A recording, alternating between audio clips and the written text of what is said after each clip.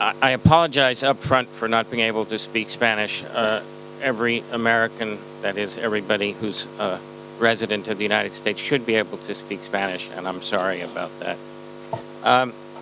I thought I'd just talk for a few moments about some things that make up what I call the promise and the perils of the internet, particularly as it relates to free expression.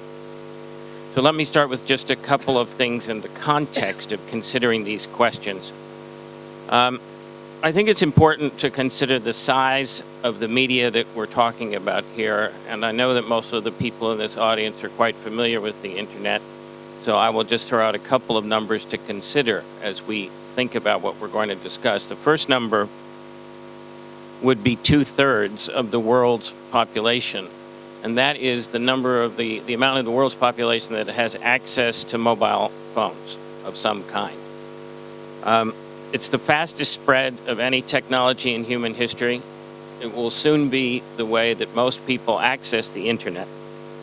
And another figure here is that more than 8 out of 10 of Google searches come from people using mobile searches come from outside the United States. So this is clearly an international phenomenon, one that counts across the world. The second number that I'd give you is the number 24.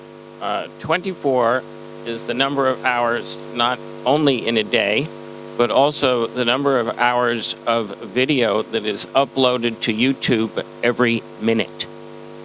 Let me repeat that. Every minute there are 24 hours of video uploaded to YouTube. That's a pretty significant number because it gives you an idea of the extent of the challenge that people like Victoria face, and she will talk in more detail about that.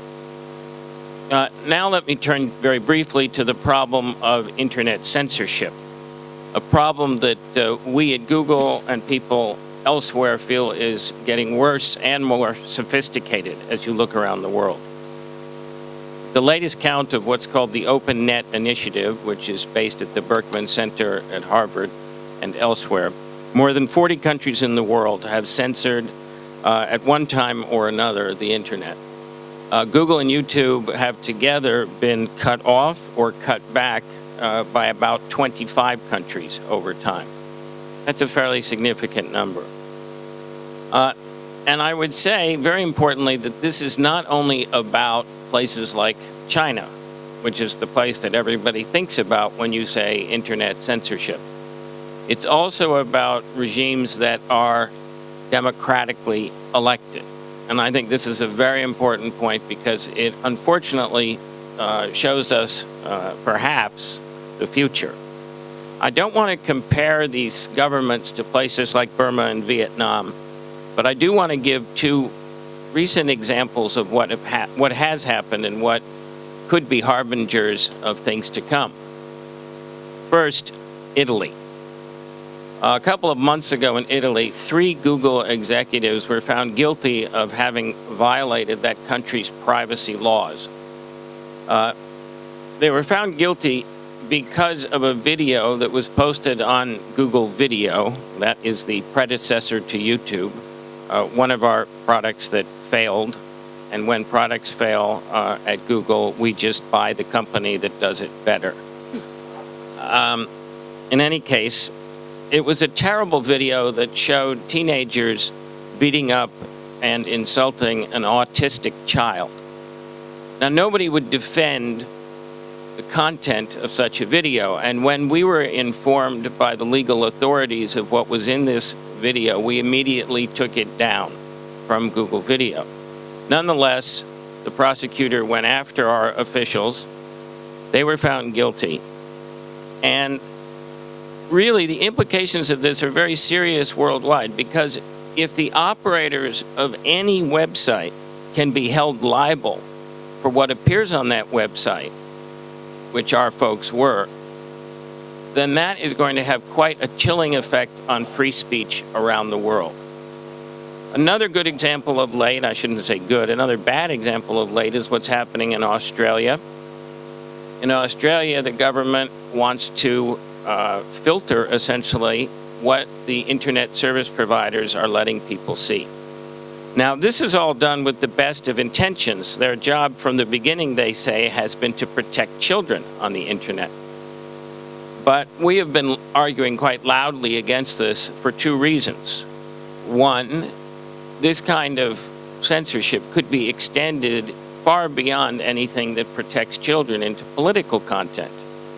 And two, when a democratically elected government like Australia does this, it provides repressive regimes around the world with an excuse that they need to do what they want to do. And no surprise to anyone, the State Council Information Office in China has put up a couple of stories just about the Australian case on its very own website. So we know already how these cases can be manipulated by the worst of the regimes. Now, let me turn very briefly to the internet's promise as a tool for free expression and political change.